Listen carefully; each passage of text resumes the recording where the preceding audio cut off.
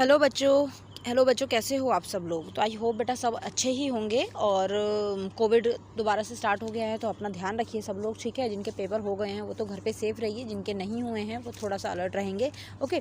अभी HBSC वाले जो हैं बच्चे बेचारे बहुत परेशान हो रहे हैं, उनके बहुत सारे डाउट हैं और कमेंट में देखती हूँ मैं। अब सारे कमेंट्स का रिप्लाई जो है वो नहीं कर पाती हूँ मैं, और उसके लिए बहुत बहुत सॉरी, क्योंकि मेरी खुद की क्लासेस होती हैं, कोचिंग होती है, तो इसलिए टाइम थोड़ा सा बिजी रहता है।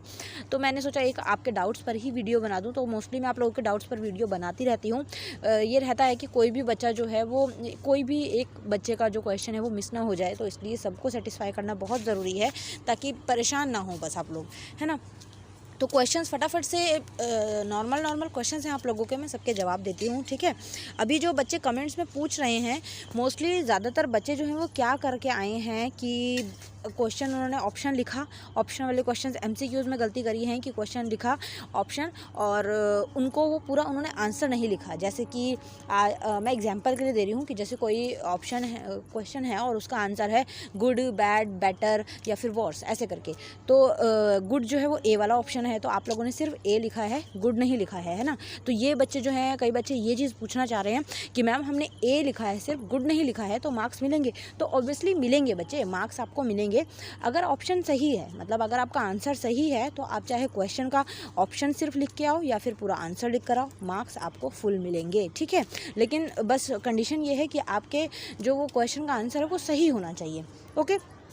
तो आई होप ये डाउट आप लोगों का क्लियर हो गया होगा। अब उसके बाद में बच्चे जो हैं ये बोल रहे हैं कि मैम हमने जैसे कि ऑप्शन, अब मैंने ये ऑप्शन अभी आपको दिए गुड, बेटर, बेस्ट और वर्स, है ना। तो बच्चे बोल रहे हैं कि मैम इसका आंसर ना हमने पहले B लिख दिया था, लेकिन फिर हमें बाद में इधर उधर से पता करा तो पता लगा C आंसर है, तो हमने B को काट के C लिख दिया, या फिर हमने पूरा वाला आंसर लिख दिया, तो अब मार्क्स मिलेंगे।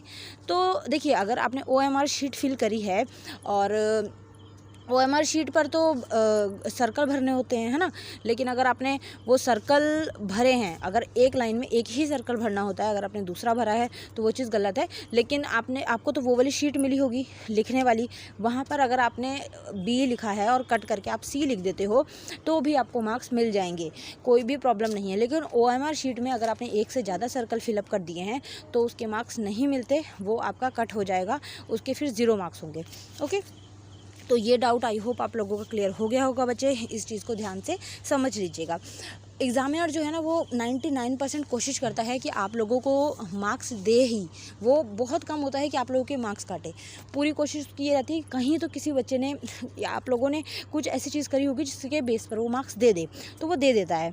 बहुत ही रेयर चांसेस होते हैं कि आपको वो फेल करे। फेल तब करता है जब आप 10-15 नंबर का ही पेपर करके आए हो। अब आपने पेपर 10-15 का करा है और चांसेस 27 पर हैं, तो वो कैसे आपको पास करेगा, है ना। उसके लिए पॉसिबल ही नहीं है। अगर आपने मान लो 25 नंबर का पेपर करा है, 2 नंबर कम पड़ रहे हैं, तो वो 2 नंबर आपको कहीं ना कहीं से खींच के आपको पास कर ही देगा। उनको पता है कि बच्चे का फ्यूचर जो है आगे का पूरा डिपेंड करता है इस रिज़ल्ट पर। तो अगर आपके 23, 24, 25 भी बन रही है ना, आपने खुद से घर पे देखा है, तो आप पास हो, कोई टेंशन मत लो, नेगेटिव मत सोचो। बस ये जो छुट्टियां हैं इनका लाभ उठाओ, ठीक है। रिज़ल्ट आपका जून में आए, जुलाई में आए, मई में आए, कोई लेना देना नहीं है।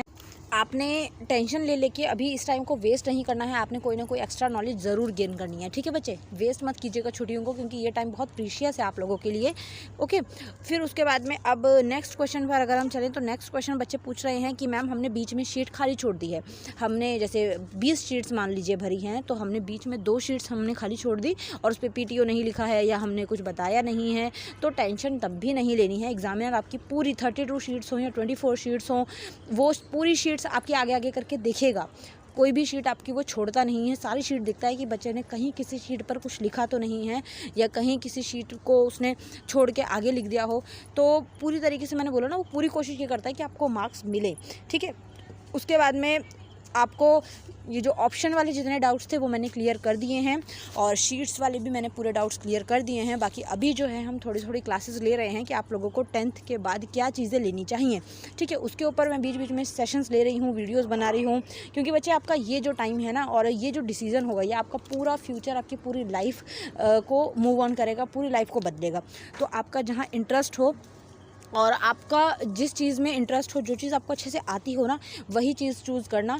किसी के प्रेशर में आके, या फिर आपके पापा बोल रहे हैं नॉन मेडिकल लो, लेकिन आपको नॉन मेडिकल वाले सब्जेक्ट पसंद ही नहीं है, आपको वो आते ही नहीं है, तो ये नहीं बोल रही मैं कि घर से भाग जाना या फिर घर में लड़ाई करना। बस जिस तरीके से भी हो, ज़िद करके अपनी मनमानी चलाकर वही लेना जो आपको आता हो, क्योंकि आगे जाके पैसे उनके वेस्ट होंगे और फ्यूचर आपका ख़राब होगा, ठीक है ना। तो इस चीज़ को अपने घर वालों को समझाने की कोशिश करना, और वही चीज़, वही स्ट्रीम चूज़ करना जिसमें आप इंटरेस्टेड हों, जो स्ट्रीम में आप काम कर पाएँ, जिसके सब्जेक्ट्स आपसे हो पाएँ, ठीक है। कहीं आपको हिस्ट्री और सिविक्स और ज्योग्राफी पसंद है और आप कॉमर्स ले लेते हैं और कॉमर्स में अकाउंट्स और मैथ्स है, और मैथ्स आपका 8, 9, 10th का बेकार गया है, आपको पसंद नहीं था, आपको आता नहीं था, और अकाउंट भी सेम वही होता है, तो आपका इंटरेस्ट फिर वहाँ नहीं होगा, बेकार में आपके 12th में परसेंटेज गिर जाएगी, ठीक है ना। तो जितनी चीज़ें बताई, आई होप ये बच्चे आप लोगों को समझ आ गई होंगी। स्टिल कोई चीज़ रह गई हो, कोई डाउट हो, तो आप कमेंट में बताइएगा, मैं उसके लिए भी वीडियो बना दूँगी, ठीक है। मिलते हैं नेक्स्ट वीडियो में। Thank you so much for watching. Bye bye.